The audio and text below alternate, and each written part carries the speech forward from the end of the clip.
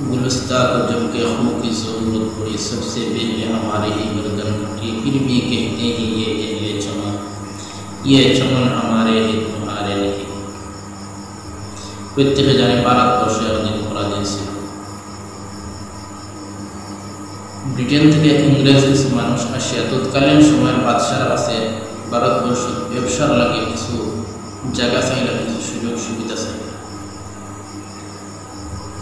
বাদশায় তারারে ব্যবসা বাণিজ্যর সুযোগ সুবিধা করিয়া কিছু জায়গা দিয়া দিলাম। অল্প দিনের ভিতরে তারা ব্যবসার মধ্যে সফল হইয়া ইন্ডাস্ট্রি করার লাগিয়া বাদশার কাছে কিছু জায়গা চাইল। বাদশায় তারা ইন্ডাস্ট্রির সুযোগ সুবিধা করিয়া বিরাট আকারে জায়গা দিয়া দিলাম। অল্প দিনের ভিতরে তারা এই ইন্ডাস্ট্রির মাধ্যমে ভারতবাসীর মন জয় করিয়া অল্প দিনের ভিতরে তারা ভারতের রাজনীতির ময়দানে তারা পাওয়া গেল এবং অতি কম সময়ের ভিতরে তারা এই রাজনীতির মধ্যেও তারা সফল হইয়া ভারতের কম বেশি ৬-৭টা স্টেটের মধ্যে তাদের ইংরেজ সরকার গঠন করার তারা সক্ষম হইল। ইংরেজ সরকার তারা গঠন করল।